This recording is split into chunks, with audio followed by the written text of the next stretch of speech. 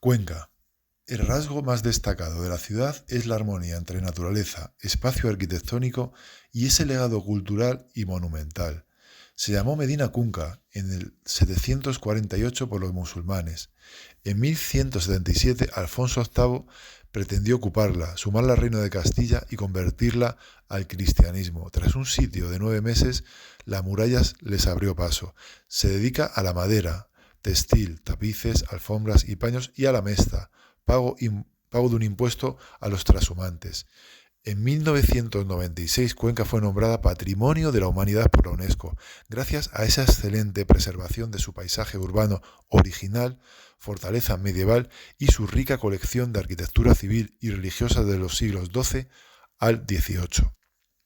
Dicho esto, empezamos por nuestra cuenta una visita express desde el aparcamiento junto al río Huécar. Unos metros más abajo del citado parking nos espera la Puerta de Valencia. Es la zona de acceso de la ciudad nueva a la vieja, del llamado extramuros a intramuros, de la zona amurallada. Desde la Puerta de Valencia podemos ver y oír a uno de los dos ríos de la ciudad, el Huécar. En sus proximidades se encuentra la calle Torres, donde se sitúan el monasterio de la Concepción franciscana y la Casa de las Rejas. En 1504 el monasterio fue incorporado a la orden de los concepcionistas. En el siglo XVIII comienzan las obras con la nueva portada del siglo XVI. En la actualidad se mantiene como monasterio de clausura.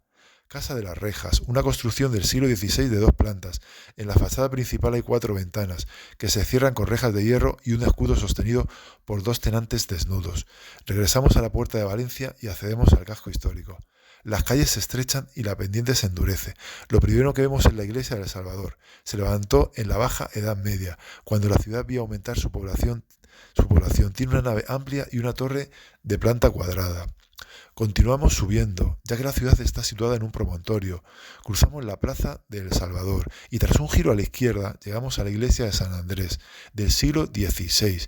Tiene una sola nave y la portada está articulada con 2 columnas toscanas. El cuerpo superior se remata con un frontón triangular que corona la hornacina que contiene la imagen de San Andrés y estípites a ambos lados. Posee una torre situada a los pies del templo, de planta cuadrada.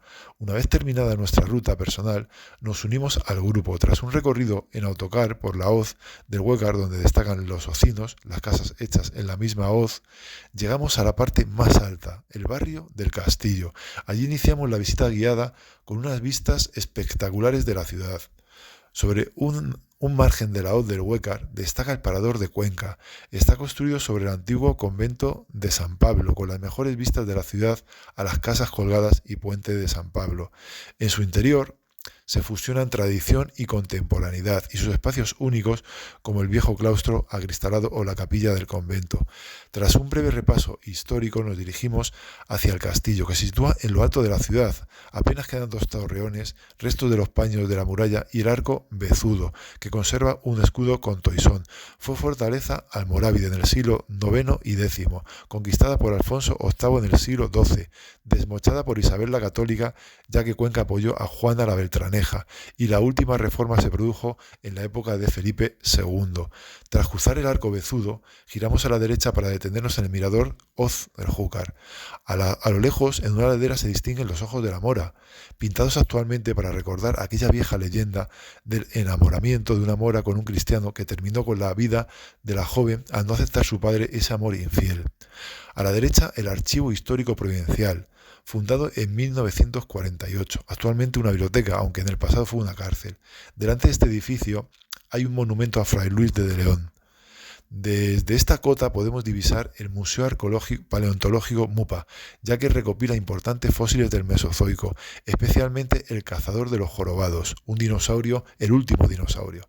Continuamos descendiendo lentamente hasta alcanzar la Fundación Antonio Pérez. Su colección confluye el arte y la literatura, reúne una interesante muestra de estilos como el informalismo, la abstracción o el arte pop, personificados en artistas como Manuel Millares, Luis Gordillo, Andy Warhol o Chillida. Esta colección de arte contemporáneo se ubica en un convento de las Carmelitas del siglo XVI.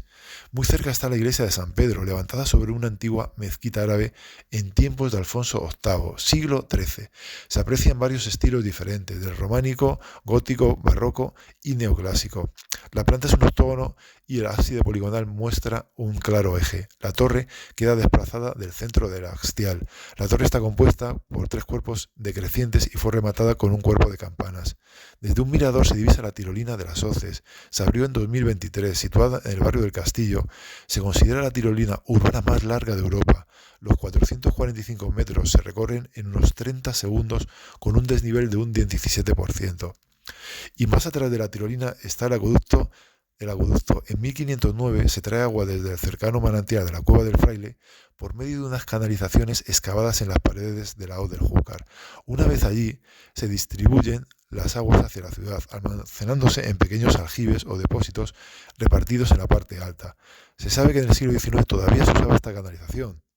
En el otro margen del Huécar se sitúa el monumento al Sagrado Corazón de Jesús, una estatua construida en honor a Jesús de Nazaret, en lo alto del Cerro del Socorro, a 1147 metros. Fue inaugurado y consagrado en 1957. Seguimos descendiendo progresivamente hacia el centro histórico. Cruzamos por el Cristo del Pasadizo. Dice la leyenda que Julián e Inés, de rodillas ante el Cristo del Pasadizo, se juran fidelidad ante la separación momentánea de ambos. Tras un trágico suceso, Inés se recluye en un convento de las Petras para hacer penitencia de sus pecados.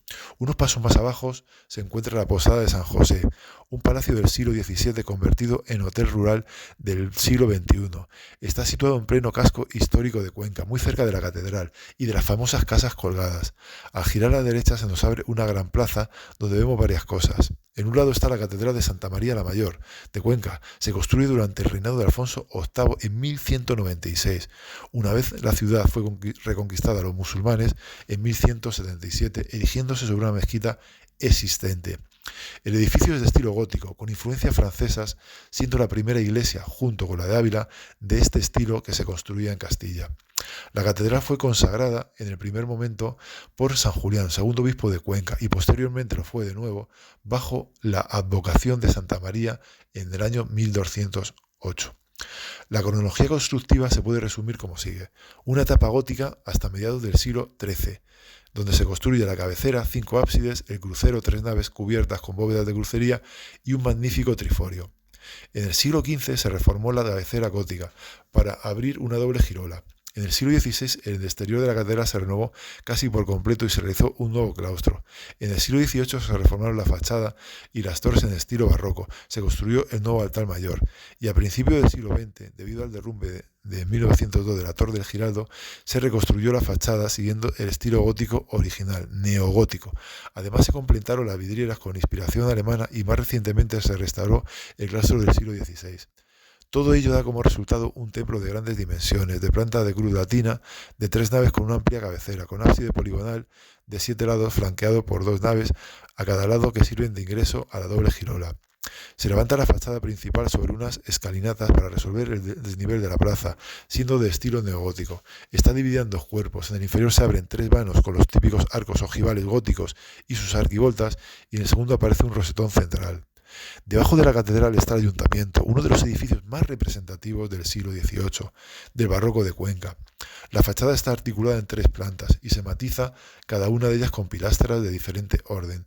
Salimos de la plaza del ayuntamiento y nos encontramos el Palacio Episcopal, un edificio de grandes proporciones, adosado a la catedral por el lado sur. Se instaló en 1250 sobre unas casas musulmanas.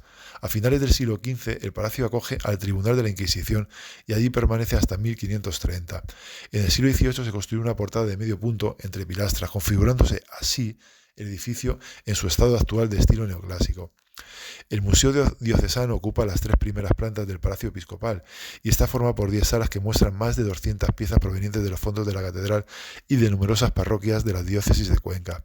A unos metros está la estatua de Alfonso VIII a caballo, ya que conquistó Cuenca en el siglo XII y en 1209 se le hizo una escultura de bronce como homenaje a aquel rey.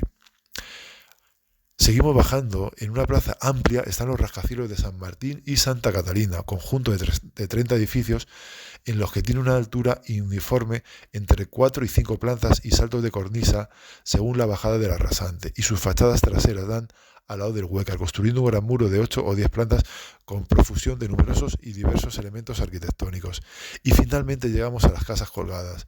Encaradas a la cornisa de la roca sobre el lado del río Huécar, son símbolo indiscutible de Cuenca y verdaderas joyas de la arquitectura gótica popular. Realizadas en mampostería con sillares de las esquinas y asentadas en ménsulas, se asoman al río desde sus balcones voladizos de madera sobre el acantilado. Del conjunto de estas casas solo 3 son visitables: la Casa de la Sirena, que aloja un mesón, y las Casas del Rey, que permiten observar elementos originales de la construcción en su interior, como la viguería de madera, y que albergan, por deleite de todos, el más bello pequeño museo del mundo, el Museo de Arte Abstracto Español. Ya saliendo del casco histórico, cruzamos el Puente de San Pablo. Edificado a piedra a mediados del siglo XVI, estaba formado por 5 arcos apoyados en pilares, de los que aún quedan a pie algunos restos. Fue construido para comunicar el convento de San Pablo, de la Orden de Santo Domingo, con la ciudad. El deterioro provocó su demolición a finales del siglo XIX. El actual puente es de hierro, empezando sus obras en 1902, proyectadas por José María Fuster y Tomás, quedando inaugurado en 1903. Es un ejemplo significativo de la arquitectura de hierro tipo Eiffel propia de la época. Tiene una altura de 40 metros y una longitud de 110 metros. Y sigue nuestro lema: viaja y cultiva tu alma.